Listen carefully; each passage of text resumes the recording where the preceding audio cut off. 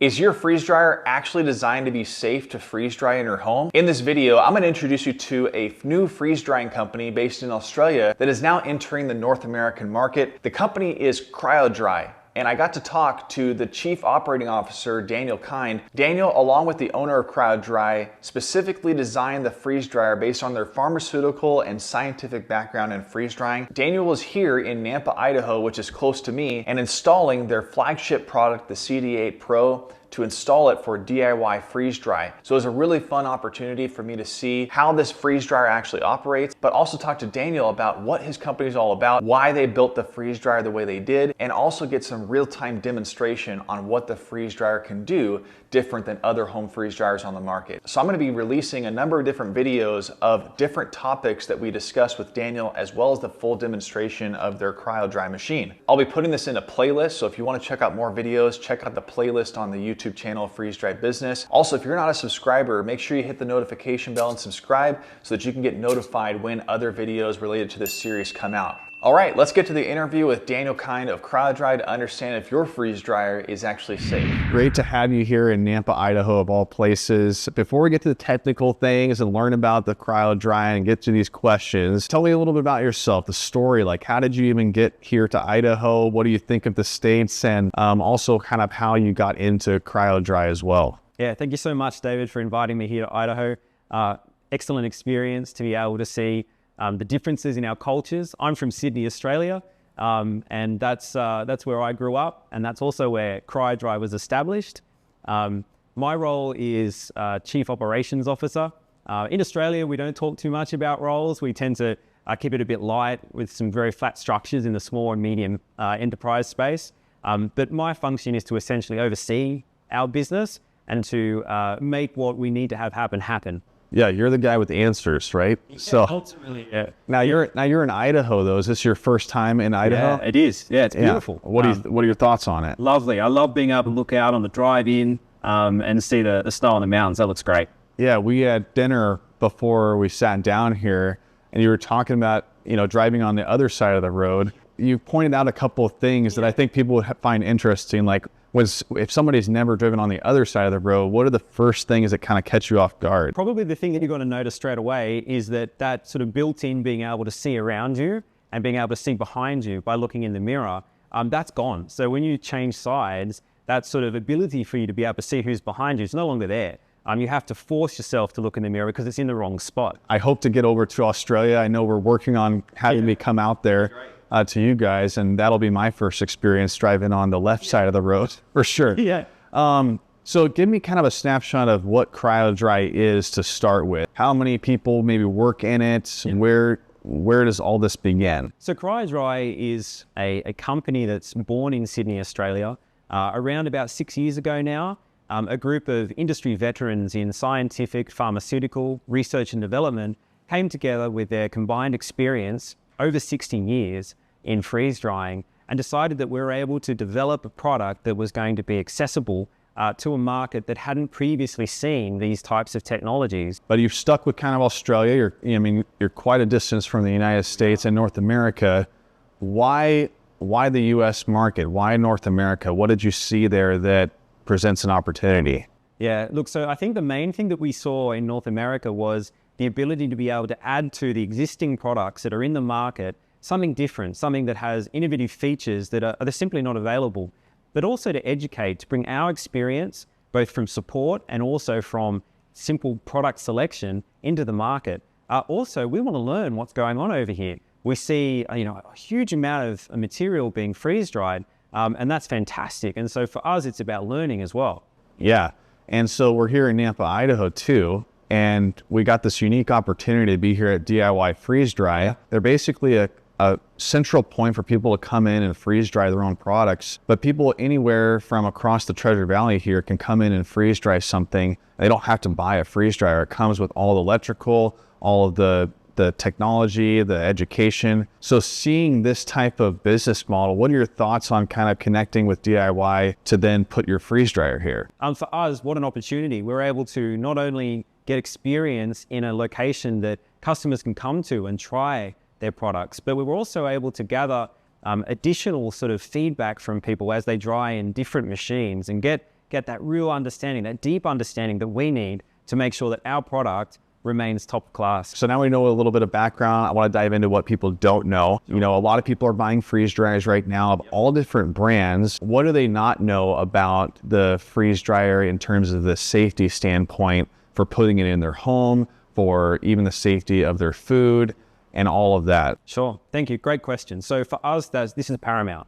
So part of who CryoDry is at its core is about safety, and it's about education as well. So to give you context, the components of a freeze dryer that you need to be most sort of aware of are the electrical system, the chamber where the freeze drying is occurring, and also the pump. To give you a bit of an example of what I think is appropriate in a device that's in any sort of environment is certification. So certification is third parties testing what we as the designers and engineers have done to make sure that it is safe and that it's safe for specific environments. So for example, CryoDry have CE, UL, CSA on the electrical side, but then we go for HACCP International's food safety for the food safety side. So let's just move from electrical into food safety.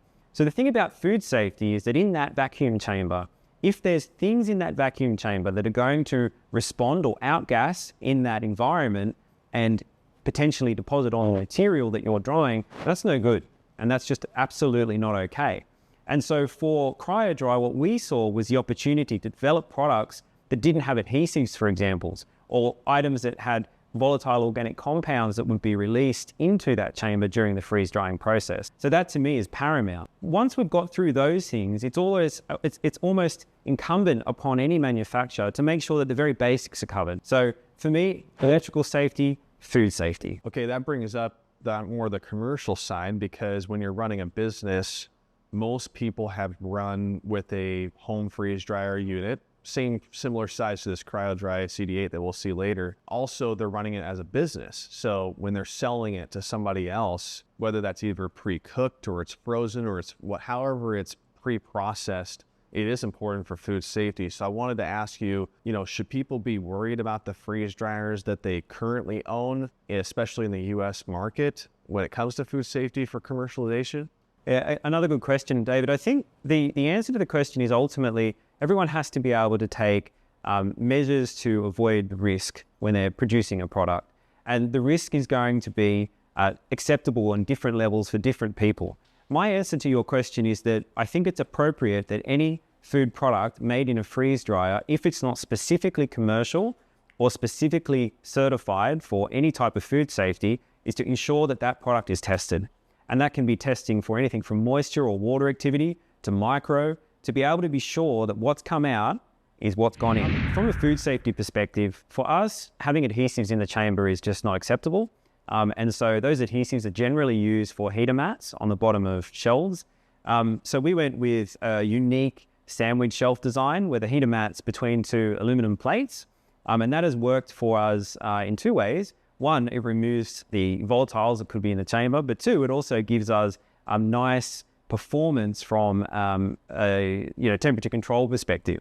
And so the other thing that we are very sort of consistent with is the quality control for the metals that we use in that chamber and for the way that that is used in production as well, the way that we prepare those materials in production. So straight up from a safety perspective, in order to get the certifications that we've been able to get on CD8, we must comply with a bunch of pretty detailed regulations in terms of electrical design. So that's everything from fuse location, the ability for products to have a failure but not cause any sort of catastrophic problem for the user, through to simple cabling management within the device itself.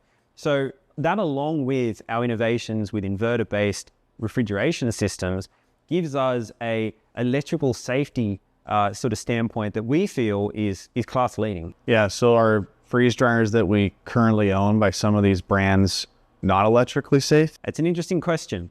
If you were to take the lens of the certification, potentially no.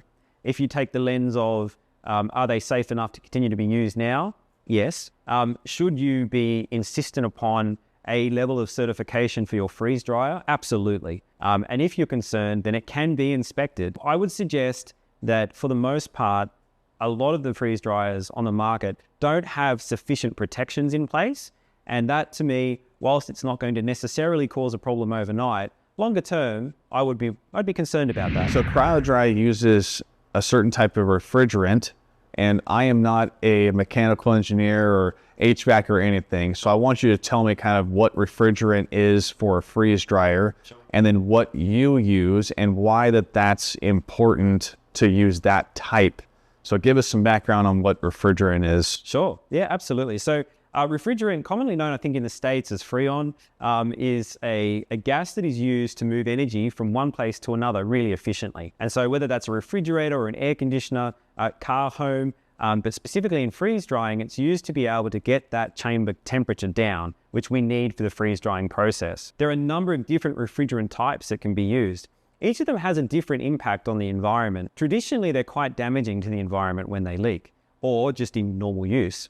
So what we're seeing now is a move towards refrigerants that have lower potential to cause harm. And those refrigerants, one of the best is essentially barbecue gas, propane, known as R290. It's refined a little bit more than what you're burning. What that gives us is an excellent refrigerant with fantastic refrigeration qualities that is essentially quite safe to the environment. A big change, I think, in the market now is that we're seeing regulators start to clamp down on the earlier refrigerants that we were using, and that is going to make a difference longer term. How does like Australia differ from the United States in terms of that? Because environmental friendly, Great Barrier Reef, you guys are on an island, so is it pretty restrictive compared to the US? Yeah, look, it's a good question. I think Australia tends to follow European regulations. It tends to follow that market in terms of what is, what the movement might be on environmental standards for refrigeration.